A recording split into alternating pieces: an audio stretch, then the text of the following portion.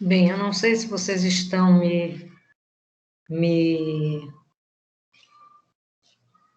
escutando. Eu estou retornando aqui porque eu tive não sei se foi aquela finalização, né, desagradável que houve, que simplesmente a nossa aula não ficou gravada, tá? E eu quero, então, verificar se hoje se eu consigo gravar a aula que é a revisão da nossa prova, né? Eu só não tenho em mãos aqui, porque eu estou sem impressora, eu não tenho em mãos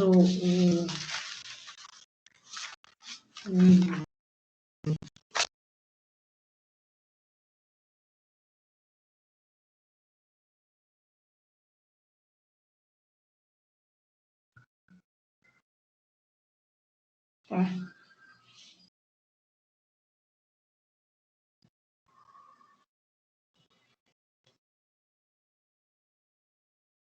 Então, vamos lá. Eu vou fazer, se der certo, tá? Se der tudo certo, depois, então, vocês pegam ela aqui. O que é que eu falei que ia cair? Idade adulta, o início da idade adulta, o desenvolvimento biosocial. No mesmo grupo de slides que está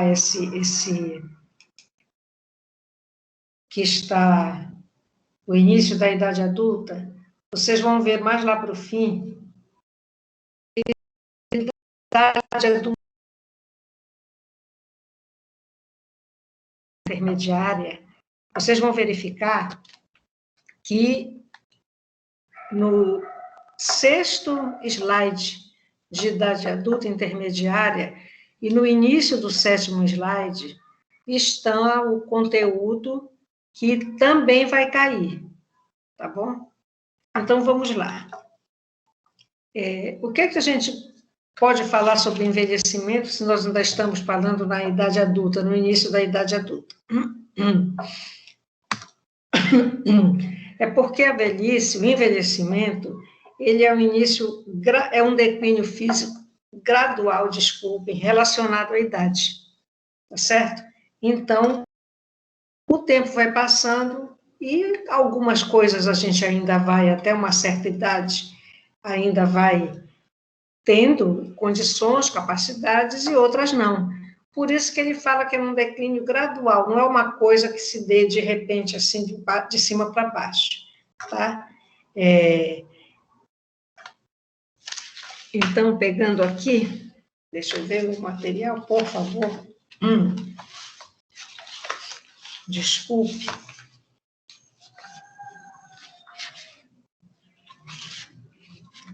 Bem, é isso aqui. Então, na verdade, a gente sabe que quando a gente para de crescer e inicia o envelhecimento, eu sempre falei para vocês que a mulher ela cresce muito mais rápido do que o homem, né? A menina ela cresce muito mais rápido do que o homem. Só que tem um detalhe: quando a menina menstrua, a adolescente menstrua, o crescimento praticamente vai sofrendo uma parada. Enquanto isso, o menino ele continua crescendo. Então, por isso que é muito comum a gente ver meninos que eram considerados baixos com 18 anos, quando chegam nos 22, está lá em cima, tá? Então, o envelhecimento, vou repetir, é o declínio físico gradual relacionado à idade. Ele é contínuo, tá? Mas os sinais dele surgem muito antes da meia-idade. A meia-idade é aquela idade considerada idade adulta intermediária, tá certo? Então, enquanto na infância as mudanças, né, físicas e a idade cronológica, elas havia uma conexão, na idade adulta já isso não existe, tá? Ou seja, a criança se sabe hoje, vocês que deram desenvolvimento 1, que até tantos meses ela vai apresentar tal tipo de comportamento, até próximo de 1 ano ela já pode estar andando, antes ela engatinha, tá? Os dentes, né? começam a aparecer, embora isso não seja uma coisa fechada, tá? Então, essa conexão entre a idade cronológica e as mudanças físicas, ela é mais visível na infância, não é o nosso caso aqui, tá? Mas o ritmo do envelhecimento, ele varia acentuadamente de pessoa para pessoa, tá? Ou seja, nem todo mundo com 40 anos vai ter cabelo branco, tá com a cara amassada, parece um maracujá de gaveta, tá sem condições de andar, embora alguns já estejam assim, tá? Às vezes, isso vai para acontecer muito mais tarde na vida da pessoa. Então, por que ele varia acentuadamente de pessoa para pessoa? É porque ele sofre influência genética,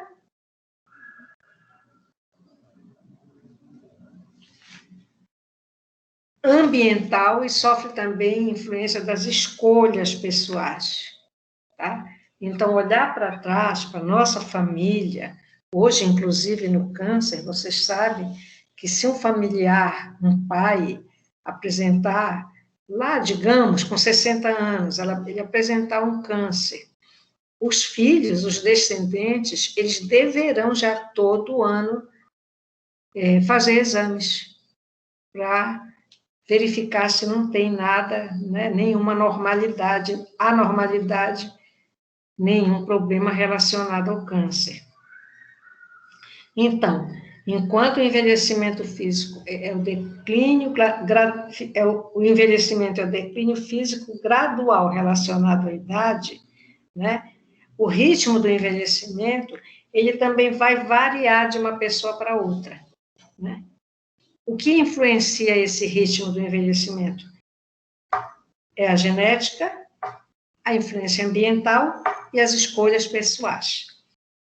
Tá bom? Então, a gente vai ver mudanças que vão começar a acontecer desde o início da idade adulta, dependendo das escolhas pessoais. Por exemplo, esse problema da pele.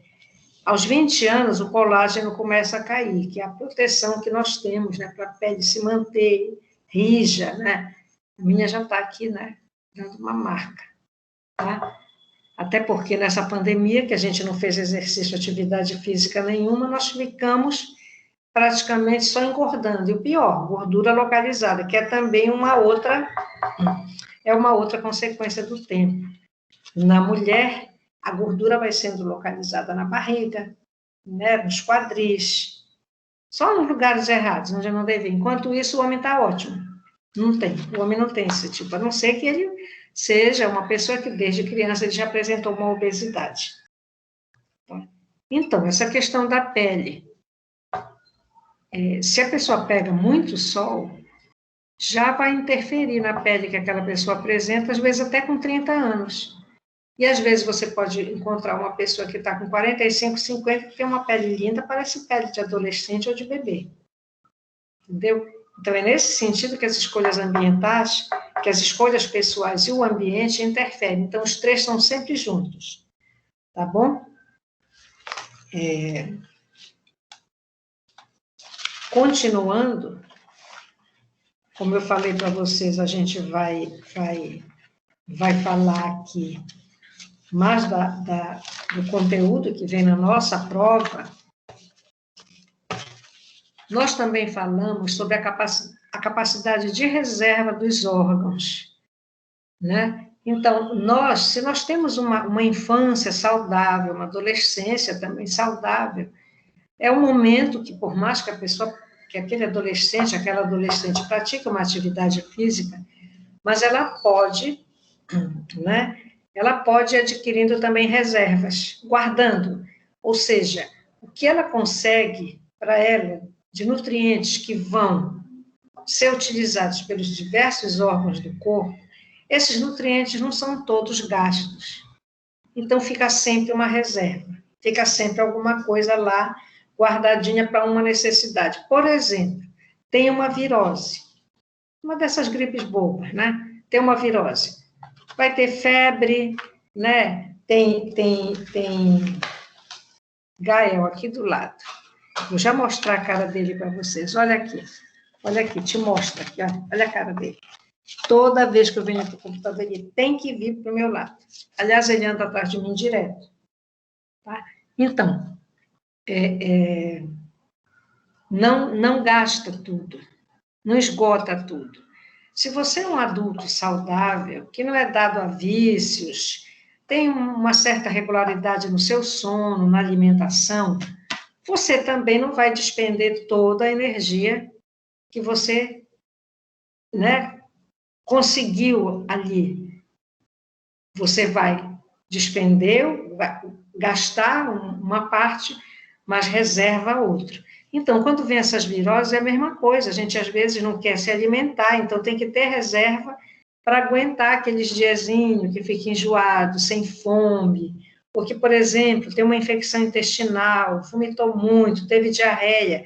Então, é preciso que se tenha uma reserva para esses momentos. E mesmo porque é interessante que se tenha, pensando na vida mais lá na frente. Por exemplo, olha, o sol que se pega com 10 anos, 12 anos, 15 anos, 20 anos, acabou, já pegou, não tem mais jeito. Não vai mais se livrar dele. Qualquer prejuízo que ele tenha deixado para a pele vai permanecer. Não vai, não é pelo fato de eu há 10 anos, 20 anos não pegar sol, que a minha pele vai recuperar alguma coisa, não, a pele não. Então, digamos, eu já não pego sol há 30 anos ou 40 anos, eu não me exponho ao sol, eu sou alérgica ao sol, fui descobrir isso com mais idade. Fui descobrir isso lá já com meus 28 anos, que eu não tinha condições realmente de pegar sol. A reação alérgica que eu tinha era terrível, tá? Então, a capacidade de reserva é importante que vocês atentem para a nossa prova. Então, o que acontece? O que diz no nosso slide? Que a maioria dos adultos se sente forte e capaz. Dependendo do estilo de vida, o adulto pode viver muito bem até pelo menos 70 anos. Vejam só, qual é o problema hoje do mundo, de todos os sistemas de saúde do mundo? É que a população do mundo está envelhecendo. O que significa isso? Não significa dizer que está um monte de gente gaga com 70 anos. Não. Isso nos traz a informação, nos traz o dado de que as pessoas de 70 anos ainda estão vivendo bem. Bem, por mais que elas façam uso de uma medicação para hipertensão, por mais que elas já tenham uma diabetes, mas elas conseguem ter o controle porque tem a medicação, ter o controle porque tem assistência médica, isso nos países mais desenvolvidos, né? E ter o controle também porque ele tem informação quanto o que qual deve ser o alimento melhor para ele, né? Se ele precisa de atividade física. A indústria farmacêutica também, né, chegou, a partir das pesquisas que aconteceram, ela realmente foi suprindo essas necessidades dessas pessoas. Então, estão vivendo melhor, desde que tenha tido uma vida também relativamente dentro do mais adequado, né? Então, hoje isso se tornou um enorme problema. Enorme problema porque eu já falei isso várias vezes para vocês. Vocês sabem que até os anos 70, que a grande reclamação, a demanda que vinha da sociedade é que pouco se entendia sobre a velhice. E eles estavam se deparando com pessoas de mais idade, com pessoas envelhecendo.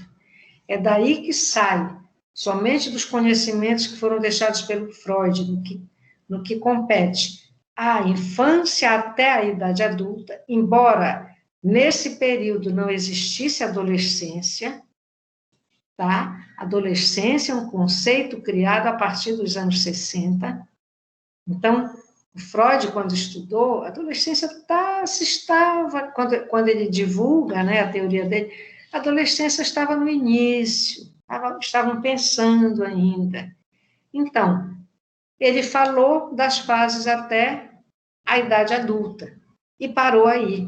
Então, como parou aí? E esse conteúdo, todo esse conhecimento que ele deixou Ele realmente supria as necessidades, tá?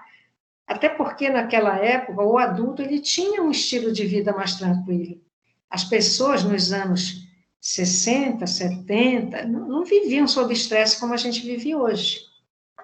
Eu, por exemplo, eu estou trabalhando em casa, mas eu não posso tirar da minha frente esse aparelhozinho aqui, que a comunicação é direta, da hora que eu acordo até praticamente a hora que eu me deito. Está entendendo? Então, às vezes, isso é cansativo, isso desgasta, porque você tem que estar todo o tempo em estado de alerta para isto aqui. Será que chegou a mensagem? Vou lá e olho. Paro o que eu estou fazendo, né? Até para almoçar, como hoje eu fiz, era 12h30, eu disse, só um aviso, eu só volto às 14 horas. Se não, emenda, como foi no período de primeira verificação lá em 2020. Era direto, de 7h30 da manhã até a hora que acabava a última prova, e assim mesmo, às vezes, 10h30 da noite ainda tinha história. Tá? Então, vejam só, a vida era diferente. Bem, mas aí começaram a apresentar os problemas. Começou a envelhecer e verificaram que era preciso conhecer mais, que é quando conversa e voltam os estudiosos para a questão da idade adulta e da velhice. Tá? Então, hoje já se sabe que nós temos até uma reserva muscular. Por exemplo, o coração, que é um músculo, né? Ele bombeia o coração, né? O sangue. Então, toda a musculatura da pessoa, ela vai se perdendo com a idade. Embora a gente nem utilize ela toda. Ou seja, não é uma questão de gastar a reserva. Não, ela mesmo vai sendo perdida com a idade. Uma pessoa que fica um período de tempo acamado, se esse período for meio longo, 15 dias, um mês, a musculatura das pernas vai embora.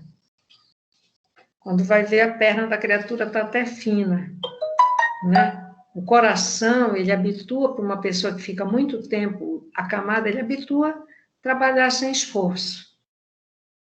Tá? Então, qualquer esforço de levantar para tentar caminhar é um esforço muito grande para ele. Tá? Então, o que é essa capacidade de... O que é essa reserva dos órgãos? A reserva dos órgãos se refere a uma capacidade extra que cada órgão tem de responder às necessidades do organismo, ou como eu coloquei aqui no slide, é a capacidade extra que cada órgão tem de responder às situações que exigem esforço prolongado, tá? Ou seja, um esforço prolongado é uma necessidade do organismo. Então, vocês também podem, se a gente fosse reduzir, eu poderia dizer que a capacidade extra é a capacidade extra de responder a uma necessidade do organismo, né?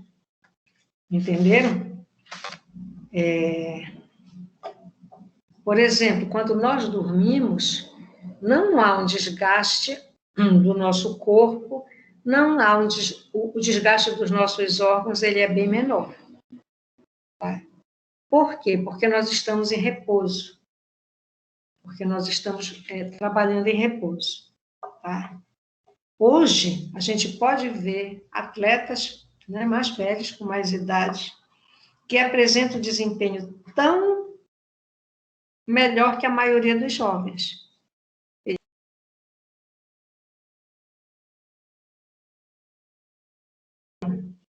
Você está treinando, você está todo o tempo, né, entrando com uma alimentação adequada. Você vê jogador de futebol, quando eles estão em concentração, o primeiro prato que vem para eles é um prato de salada. E eles têm que comer aquela salada. Aquilo ali é só fibra, praticamente, né, e outros nutrientes. Então, o atleta, geralmente, ele tem um cuidado maior com a alimentação. Então, por isso, como ele se prepara para os treinos, ele pode, se ele tem mais idade, manter a musculatura, ele pode não ter a pele bonita de um jovem, né? Mas a musculatura pode ser mantida, tá? Então, até a idade adulta avançada, embora o desempenho máximo da pessoa decline, o funcionamento normal não é afetado pelo envelhecimento. Depende muito da vida da pessoa. Se a pessoa é mais ociosa, sempre foi mais devagar, ela vai realmente, com o tempo, ficar cada vez mais devagar. Portanto, cuidado com vocês. Não vão querer ficar muito tempo parado, mas também muito cuidado com aquele pula-menias, hein? Que aquilo ali eu acho um absurdo. Eu sou defensora do yoga. Já fiz também uma época. Tudo foi com a tal da depressão que eu tive, que eu já falei para vocês. Alguns já me ouviram falar aqui. Né? Então, foi assim, fundamental para eu voltar a dormir. Eu não conseguia dormir. Então, eu ficava acordada a noite inteira, amanhecia muito cansada, muito deprimida, e o meu dia era um caos. Então, eu fiz primeiro yoga, dei uma melhorada, continuei, fui para a psicoterapia, e depois eu fui para a natação, que foi outra grande descoberta para mim. Eu adorava. Né? Tinha que estar toda a Gael aqui do lado, me chateando. Quer pegar na minha mão, faço gestual e quer pegar. Vocês estão entendendo, então? Tá? Bem, essa foi o tópico que trata da terceira questão da prova. A quarta questão da prova. A gente falou sobre um pouco sobre o sistema de reprodução sexual. Né? A gente não entra de sexualidade, nem anatomicamente mostrar o sistema, né, de reprodução sexual, mas uma coisa importante, que eu trago assim do conteúdo, não é que eu fique selecionando, em parte sim, e para uma prova que só pode ter 7 questões, a gente tem que selecionar, né? Senão, eu vou fazer em cada questão 5 itens para vocês responderem. Isso é um absurdo. Isso acontecia. Para cada questão, nós fazíamos provas de 10 questões, que cada questão tinha 5 respostas. E eu tenho essas provas comigo. Se vocês quiserem, eu até mostro para vocês. Eu vou procurar e eu mostro para vocês essas provas. Eram provas enormes. Enormes, tá? Então, o que é que nós sabemos sobre as mudanças biológicas, essa questão do envelhecimento? O que é que nós sabemos sobre ela? Nós sabemos que elas têm pouco efeito no prazer sexual, mas elas podem afetar a probabilidade da maternidade ou da paternidade. Por quê? Hoje estão extrapolando tudo. Hoje parece que há uma insistência, um foco em desafiar a natureza. Parece que tudo que a natureza colocou para o homem, para a mulher, para a criança, para o jovem, para o adulto, dá a impressão que às vezes as pessoas querem desafiar, fazer diferente, fazer o contrário. Por que eu estou falando isso? Quando eu digo que as mudanças biológicas têm pouco efeito no prazer sexual, mas que podem afetar a probabilidade de uma mulher ser mãe ou de um homem ser pai, é porque, biologicamente, a gente vai tendo perdas. Tá? Então, hoje se mexe muito com a questão de hormônio, que ainda é tanto para tratar, para fazer reposição lá, quando a mulher tem mais idade, já entrou na menopausa, ou está entrando, né? Como também para certos tratamentos hoje que exigem, né, a utilização do hormônio. Então, eles dizem que a melhor época para a mulher ter filhos é dos 30 aos 40 anos, e isso hoje. Por que eu digo para você? Hoje, quando eu falo uns 10 anos atrás para cá, por que eu digo isso? Imagina só, hoje tem mulheres que a gente vê de vez em quando, né, essas notícias, com 50 anos querendo ter filhos. Meu Deus do céu! Já pensou essa mulher com 60 anos está com uma criança de 10 anos, quando o moleque dá mais trabalho, ei, para, Gael. Para, Gael. Ah, para, Gael. Ele é abusado, ele me desafia. Minha filha diz que ele é cheio de vontade, eu acho que é mesmo. Viu? Então, minha gente, é assim, são coisas assim muito artificiais, né? Que a gente sabe que talvez o mundo solta. Gael, eu vou te botar para fora. Mas pode um negócio desse?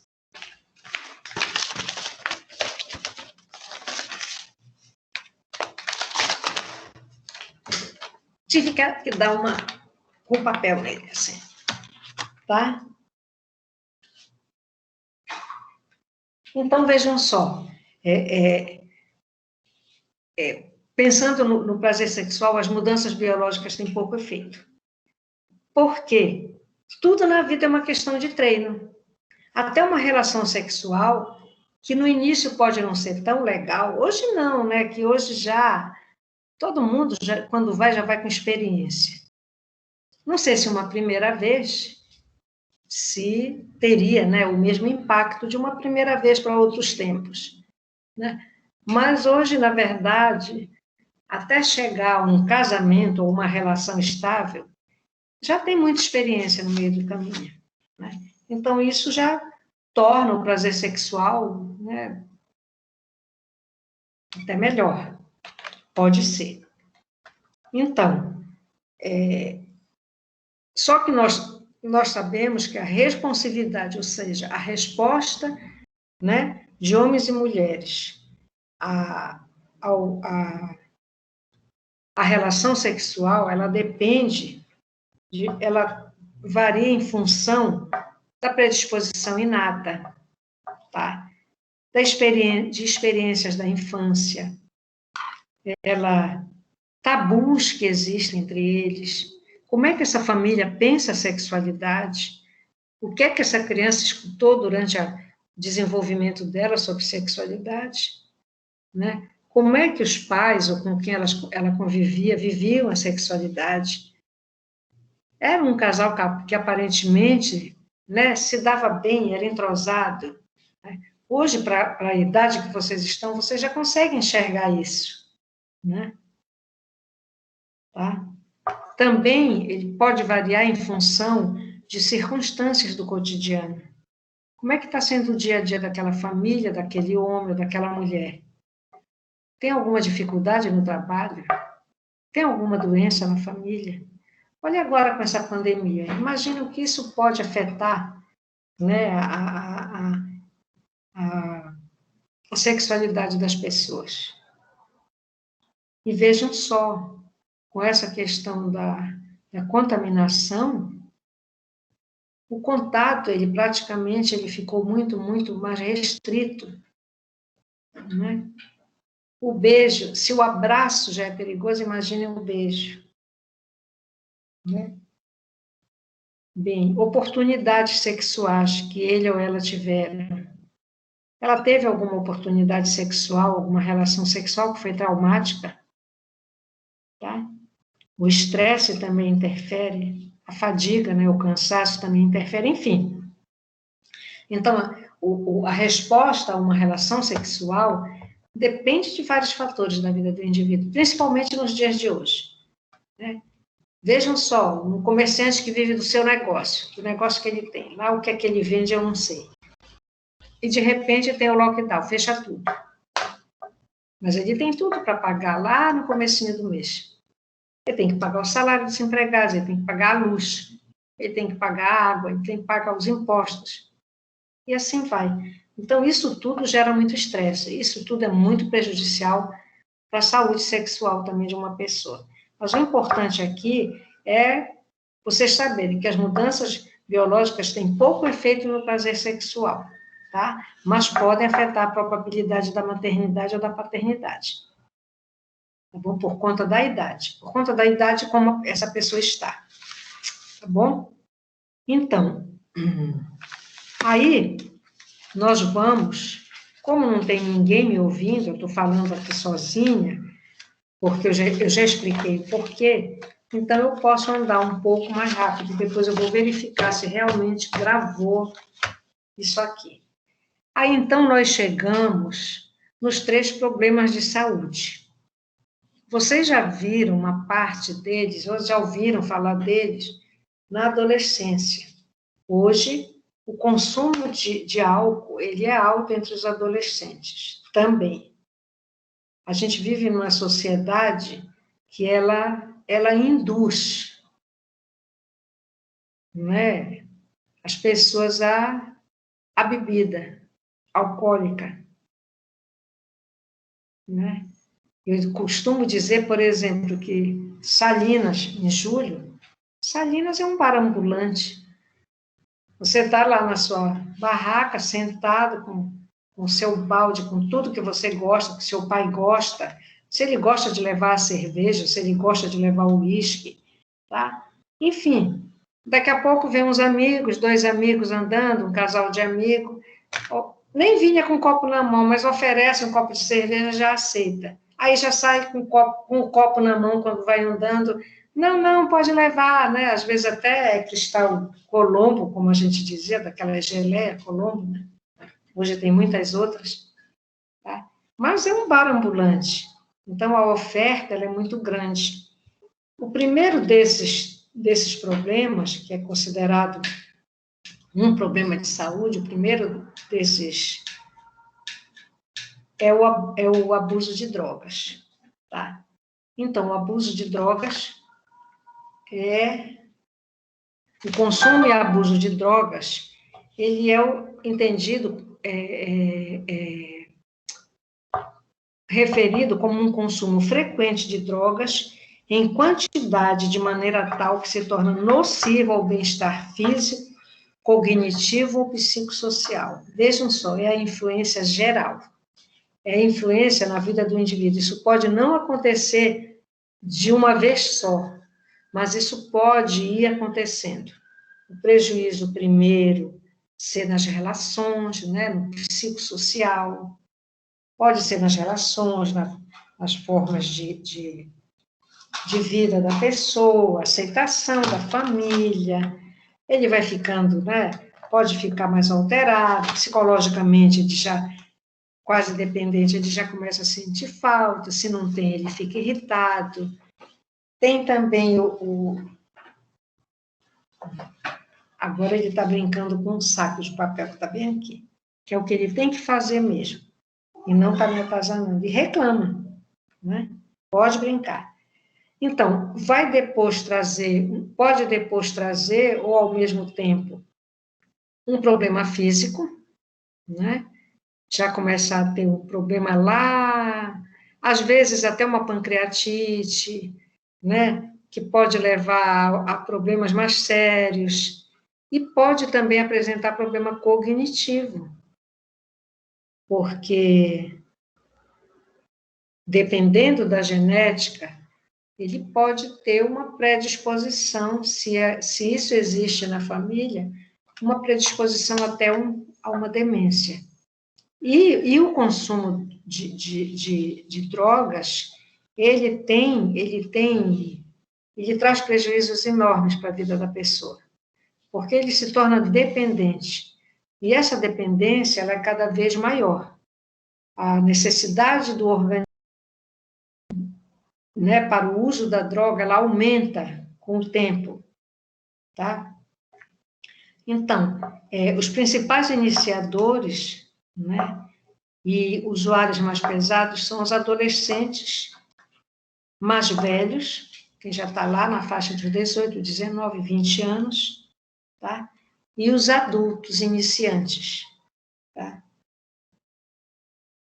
Existem no consumo de álcool e drogas, isso não cai na nossa prova, características que são herdadas, por exemplo, a atração pela excitabilidade. A gente só fazendo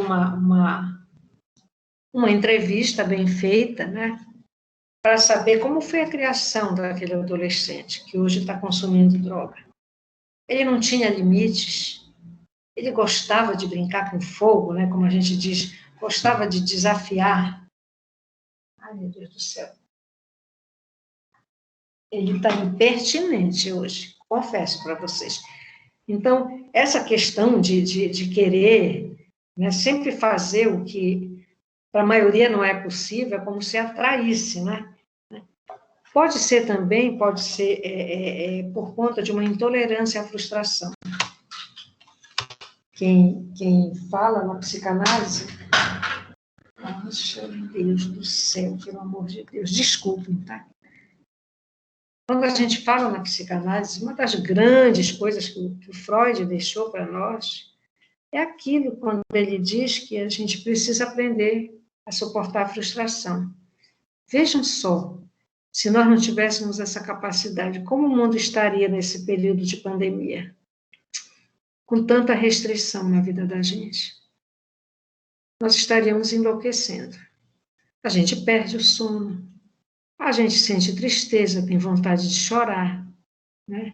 A gente está perdendo amigos e familiares, tá? Mais próximos, mais distantes. Enfim, isso tudo, né? A gente precisa estar preparado para suportar. Não que a gente precise só se preparar para se frustrar, não.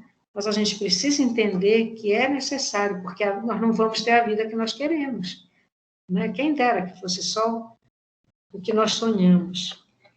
Também, outra característica herdada é uma vulnerabilidade à depressão, né? A depressão, hoje, ela está tendo um aumento na adolescência e no início da idade adulta. Enfim, o contexto social interfere. Se nesse contexto a droga era uma coisa comum, provavelmente vai ser uma coisa comum para o adolescente. Entendeu? O estresse também, ela pode ser usada para um alívio temporário do estresse. Outra coisa, normalmente nas atividades coletivas ela se torna mais atraente. O que é que essas raves sempre têm? Tem o álcool e tem a droga, né? Outra coisa é amigos que usam droga. Não é proibido o seu amigo, se ele quer e pode, usar droga. O que não deve ser aceito por nós é que só porque o meu amigo usa droga, eu tenho que usar. Gael, como é que eu posso, meu Deus? Ai, meu Jesus Cristo. Gael, cadê? Meu Jesus parou.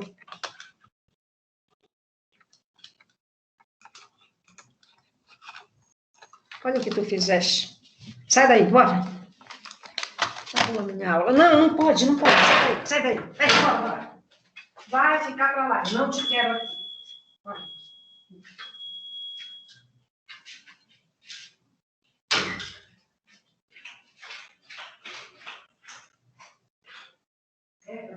Isso.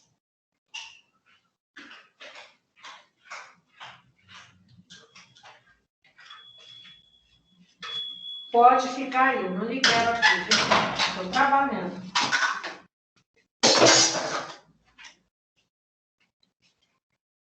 Que horror.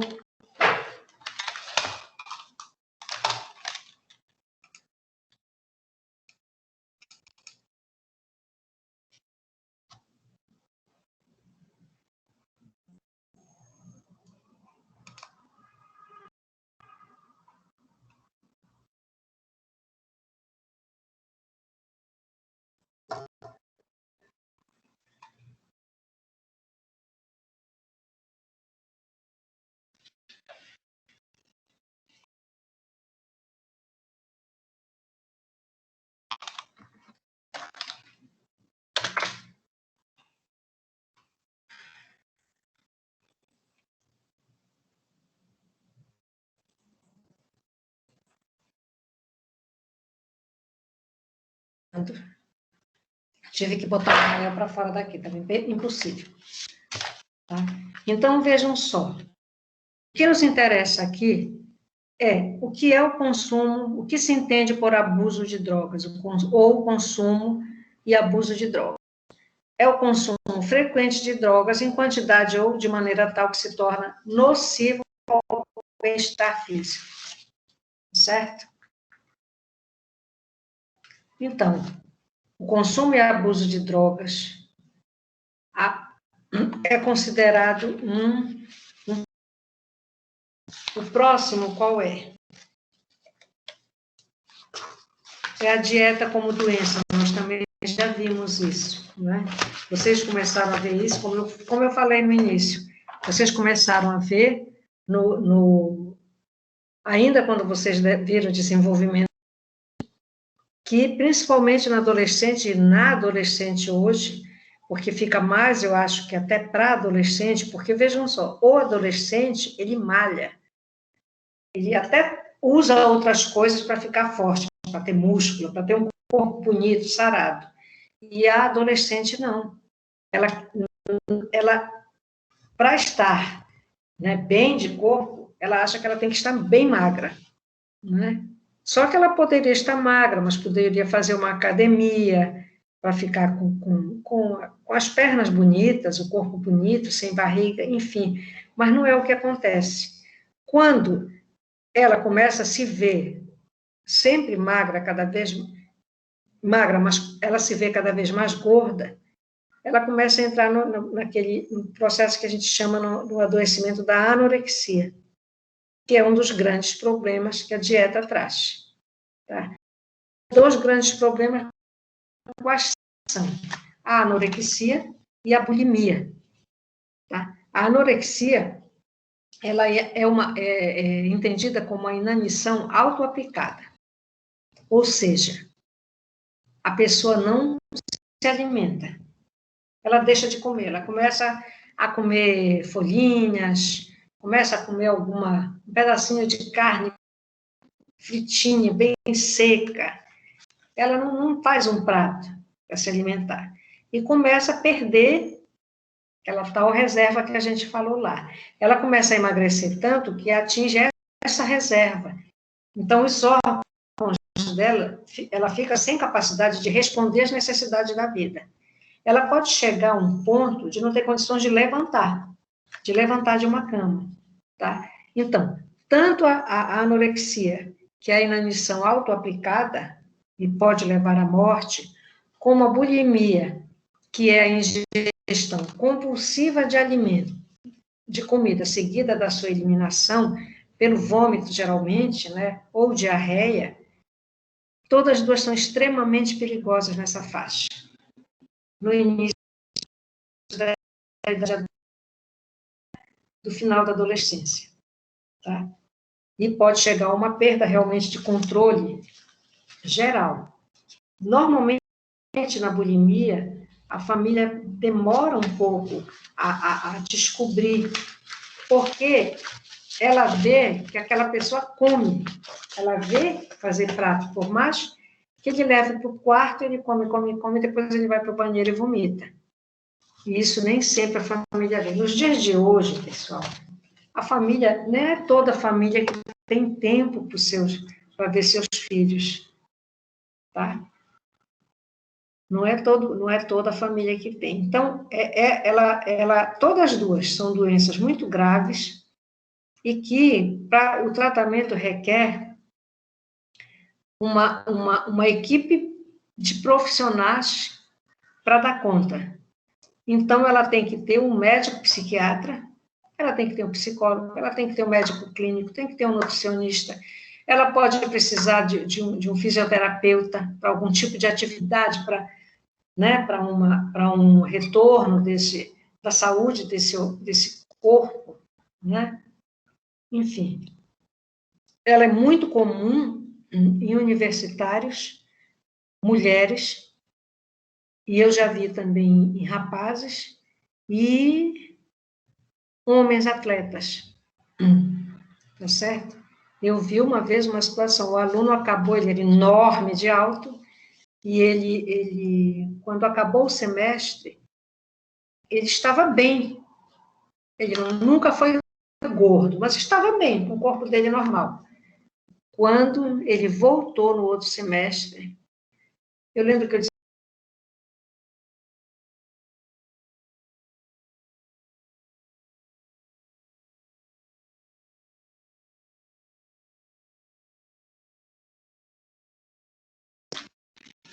uns colegas dele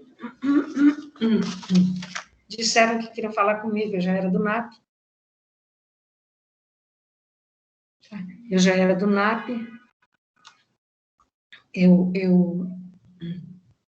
Eles contaram que nós víamos realmente ele comprando o alimento, muito, uma quantidade grande. E os colegas disseram que ele ia para o banheiro e ele provocava vômito e vomitava, né? E realmente foi preciso chamar a mãe desse aluno e depois a mãe dele faleceu, nós não tivemos mais notícia dele, eles não eram daqui de Belém, não sei o que aconteceu com ele, mas uma preocupação. Tá? Então, continuando, a bulimia nervosa, então, se caracteriza pela ingestão compulsiva de comida, seguida da sua eliminação. Aí nós vamos para a idade adulta intermediária no desenvolvimento biosocial, mas já a idade adulta intermediária. Existem 4 medidas diferentes de saúde, ou pelo menos são as mais conhecidas, que são a mortalidade, a vitalidade, a morbidade e a invalidez. São essas 4. O que significa cada uma delas? Vejam só, para nós de psicologia, nós trabalhamos, como dizia um professor lá na Federal, nossa matéria-prima de trabalho é a saúde. É isso que a gente guarda aqui com a gente. É isso que nós acreditamos que nós somos ou que nós não acreditamos que somos. Tá? São as nossas questões mais íntimas. São os nossos sonhos, os nossos desejos. É a nossa vida, é a nossa família. Tudo que nós, né, temos como nosso, enfim. Então, existe uma medida que é a vitalidade, que ela é muito importante, principalmente para nós da psicologia, porque ela é uma medida subjetiva. Vocês me encontram lá pelo corredor, professora Eline, tudo bem? Eu digo, tudo bem. Pode nem estar tudo bem, mas eu respondo, está tudo bem. Né? Ou seja, dou um sorriso e respondo, está tudo bem. Alguém deve até pensar assim, a professora Eline está tudo maravilhosamente bem na vida dela, né? Deus é quem sabe. Enfim, a vitalidade se refere ao quanto saudável e com energia, físico, intelectual e socialmente, uma pessoa se sente. Tá? Ela fala disso que nós somos. Vejam só, às vezes, essa subjetividade representa uma mochila muito pesada e que a pessoa carrega. Só problemas, só dificuldades. Ela não enxerga nada positivo, ela só enxerga coisas negativas. Normalmente, esse também é o material que é levado para a psicoterapia. Mas nós precisamos, né, ir, aos poucos,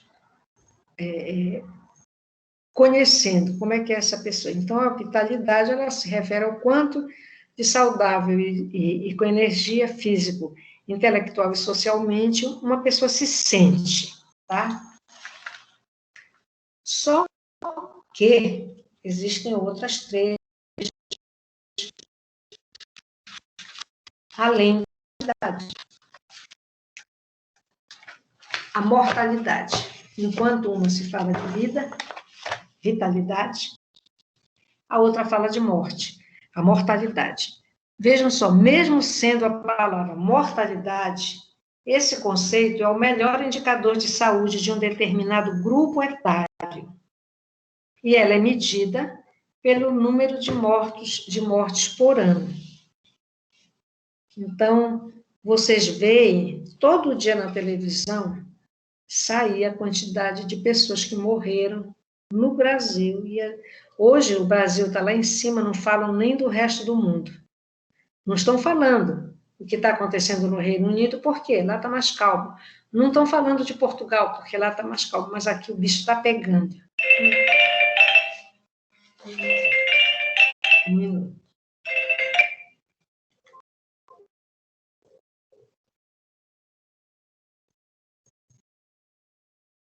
Viu?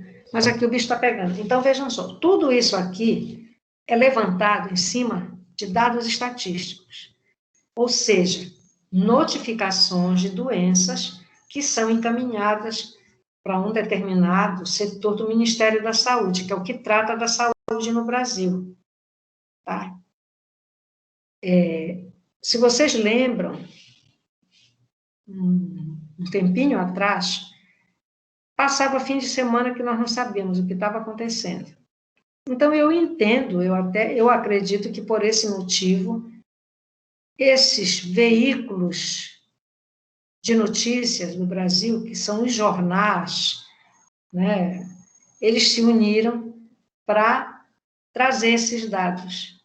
Então, normalmente, eles vão na fonte e vão lá, olha, nós queremos o dado do dia. O que é que nós vamos publicar hoje? Mas vocês veem que de vez em quando falha. Notem, quando chega no domingo, dá um número mais baixo. Quando chega na segunda-feira, o número vai lá para cima. Por quê? Eles não informam. Por outro lado, qualquer tipo de doença, tipo sarampo, né? Poliomielite, e algumas outras doenças, inclusive gripe H1N1, AIDS, era obrigada a notificação. Tinha que ser informado, estivesse no consultório particular ou no atendimento público. Tá? Porque isso tudo vai para o sistema, e a partir daí se pode definir políticas de saúde. Né? Aumenta o número de sarampo, abrevia a data da vacinação. Tá?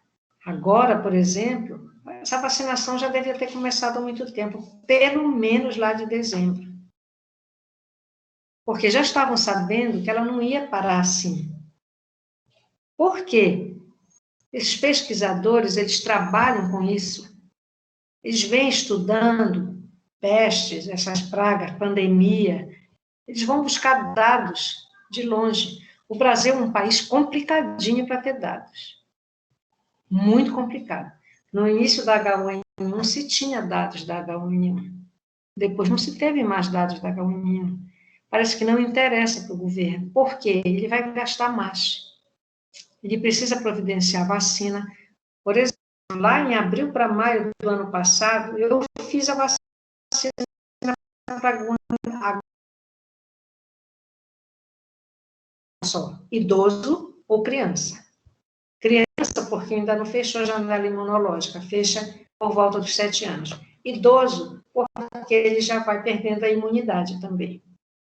Então, tem uma faixa que está mais protegida, diferentemente dessas pontas, né? Infância lá no início e lá mais na idade adulta avançada ou na velhice.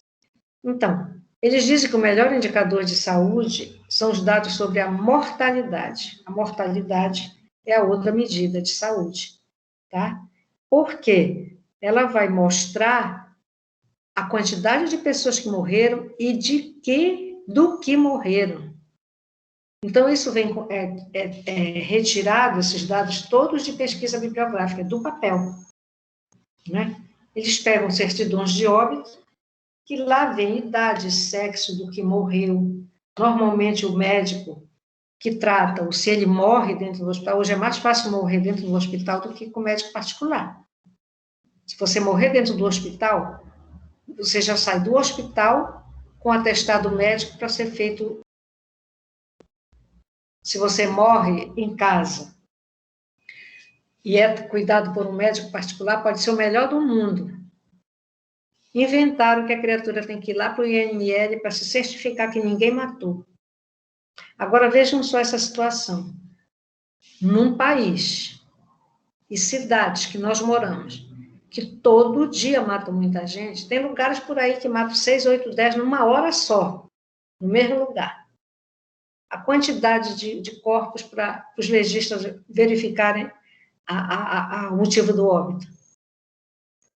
Então, isso, quando a gente perde, eu falo isso de cátedra, pessoal, tá? Meu marido morreu em casa. Eu já sabia disso, essa lei já existia. E quando ele faleceu, na madrugada, logo cedo eu avisei, antes de 6 horas eu avisei o médico, e ele mandou que passasse lá para pegar o atestado, mas teria que ir, porque assim, a funerária não mexe no corpo dentro de casa se não tiver o atestado lá, o documento lá do IML. Então, nesse dia tinha quando para tudo, uma paralisação de ônibus, estava um horror a cidade. O IML é lá para Augusto Montenegro, meu filho e meu genro tiveram que ir para lá, para fazer isso. Resultado, eles saíram daqui antes das 6. Meu marido foi chegar lá quase 1h30 da tarde, na capela. Então, é complicado. Dan! Parece que meio surdo.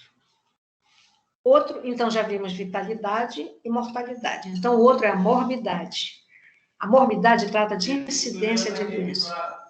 Olha, Dan, não vai antes de ver aqui para mim, eu estou refazendo a aula, viu? Então, a outra medida é a morbidade. A morbidade fala de morbidez. É quanto tempo a pessoa fica com uma doença. Tipo, ela inclui, inclusive, a morbidez, doença de todo tipo. Por exemplo, hoje se sabe que depressão e esquizofrenia causam uma morbidez bastante significativa no mundo inteiro. Então, o que é que isso aponta para nós? Por que as pessoas estão enlouquecendo? Por que as pessoas estão deprimindo? Pensem nisso. Isso é importante que vocês pensem, porque vocês vão lidar com sofrimento. O psicólogo não lida com alegria. A gente pode até 1 hora, né, durante a terapia, a gente pode ver uma coisa interessante. A gente, inclusive, tem ali o papel de tentar levantar, né, aumentar a autoestima daquela pessoa, tá? Mas a pessoa com depressão, ela provoca muita tristeza, pessoal. Enquanto que o esquizofrênico, não. Ele dá medo, porque ele pode ser violento, ele pode ser agressivo. Mas o mundo inteiro está se queixando, tá com muita gente com depressão e esquizofrenia. Então, a morbidade, ela trata da incidência de doenças. Por isso que eles dizem que é uma medida mais abrangente, porque ela pega todo tipo de doença. Por exemplo, uma pessoa começou a sentir algum probleminha de coluna quando ela tinha, digamos, 22 para 23, 24, 25. Aí ela dá uma parada, volta para o trabalho, ela sente de novo, dependendo do trabalho, ela vai sentir novamente. Às vezes é recomendada uma cirurgia. Há tempos atrás, quando não tinha aqui, tudo que era gente que tinha problema de coluna e que precisava operar, ia para o Sara Kubitschek, para o Sara de Brasília. Né? Ia para lá. Inclusive, tinha direito até a acompanhante. Então, o tratamento lá é fantástico, né? Então, a morbidade fala da incidência de doenças. A quarta medida é a invalidez. Ela retrata não apenas o quadro geral, mas também quando a vida daquela pessoa é satisfatória, a limitação nas funções normais. O que se sabe da invalidez é que ela traz um alto custo social. A pessoa inválida, nem sempre ela consegue ser uma pessoa independente, ela consegue ter autonomia, ela consegue produzir e consegue se sustentar, nem sempre. Tá? Então, ela pode estar numa cadeira de rodas, mas ela pode estar bem, ou seja, tendo uma vida satisfatória, não é a ideal, mas é satisfatória, né? Ela podia já, quando ficou na cadeira de rodas, já ter filhos, né? Ter marido, ou ele, uma mulher, mas é possível que a vida sexual deles continue, permaneça. Claro que essas mudanças todas necessitam de novas aprendizagens. Então, sempre vai ter um médico que trata daquela pessoa, que vai, se ele não tem condições, ele encaminha para alguém que trabalhe com isso, que possa encaminhar, né, orientar esse casal, tá certo? Então, alto custo social por isso, porque não produz, né? Só o governo só faz sustentar. Como? Entregando medicamentos que ela precise fazer uso, cadeira de rodas que ela precisa, vai desgastar com o tempo. Então, isso tudo é necessário que a pessoa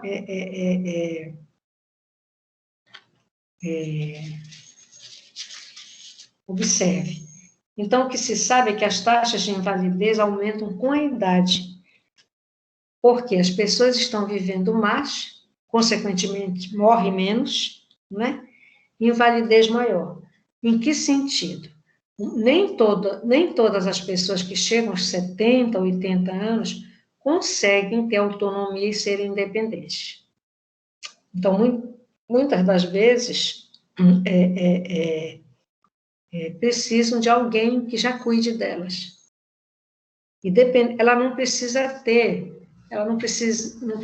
ter um diagnóstico de Alzheimer ou de qualquer tipo de demência, mas ela pode ficar com as funções dela limitadas, né? E precisar de quem ajude. Isso tudo provoca um alto custo. Eu estou vendo agora uma pessoa que já vinha, os filhos já são casados, e ele já vinha apresentando uma coisinha aqui, outra ali, a gente notava. Mas a gente via que a mulher dele parece que ela negava, ela não queria acreditar, porque eles viajavam muito. Eles passavam mais fora de Belém do que em Belém. Ele é uma pessoa cheia de vida, mas interessante. Ele era salvo engano, o segundo dos irmãos. Eles eram 6 irmãos. Só tem uma irmã viva e ele. Todos tiveram Alzheimer. Inclusive, uma das irmãs, ela apresentou Alzheimer com 40.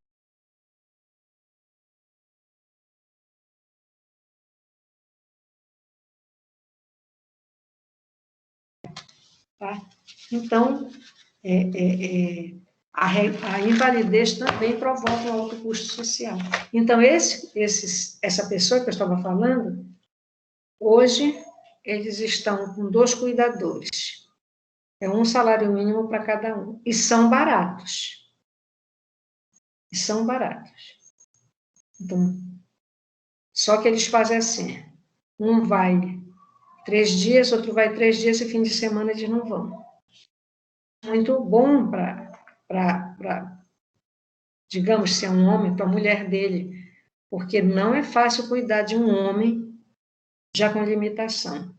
Porque uma pessoa que começa a demenciar, ela pode perder o sono, de repente ela pode a noite inteirinha ficar acordada. E aí nem todo mundo aguenta ficar uma noite inteira acordado, tá? Então, pessoal, é assim, a atividade está dentro do conteúdo da nossa prova, tá? É uma questão de vocês vão fazer, depois vão enviar. Eu disse na hora da aula que eu perdi, que podia ser 1, 2 ou 3 pessoas. Por favor, não me pergunte se pode em 4, que também já é demais, tá? Então, 1, 2 ou 3 pessoas. Isso pode. E aí, eu acredito que ela está dentro, a atividade está dentro do conteúdo que vai cair na prova também. Então, ela também funciona como um estudo dirigido. Vocês lendo, entendendo, vocês vão fazer essa prova tranquilamente. E hoje, então, eu tive que refazer, inclusive, eu não sei se vocês estão notando, a minha voz, eu estou sentindo a voz um pouco fechada, porque quando ninguém, não tinha ninguém para interagir, né? Então foi um tempo menor.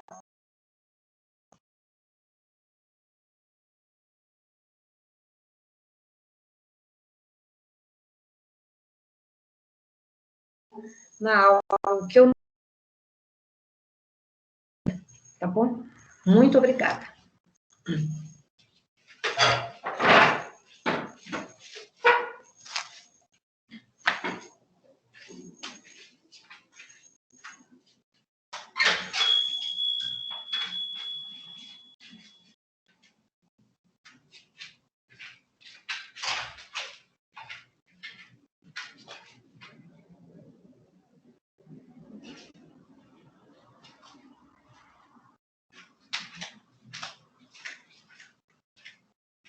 Dan, vem ver.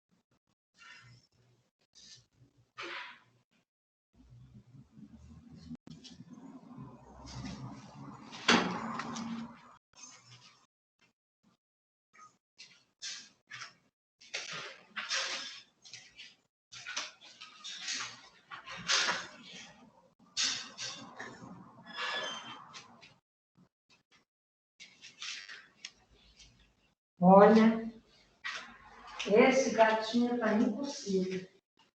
Não tinha que tá indo? Deixa eu pegar o álcool. Não. Então, pera lá, vamos pegar aí. Não estou precisando.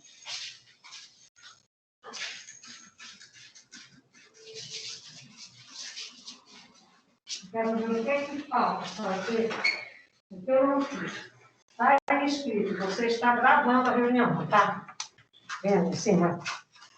Você está gravando esta reunião. Avise a todos que estão sendo gravados. Isso. Aqui tá. Agora o negócio é o que é que eu faço para sair. Aí vem aqui nas 3 bolinhas, né? É, o que está dizendo. Aí parar a gravação. Onde é que está o parar a gravação? Antepenúltimo aqui, ó. Tá. Vou clicar para parar a gravação. Ok. Parar a gravação. Esta reunião está sendo gravada. Tem certeza que deseja parar? Sim, parar a gravação.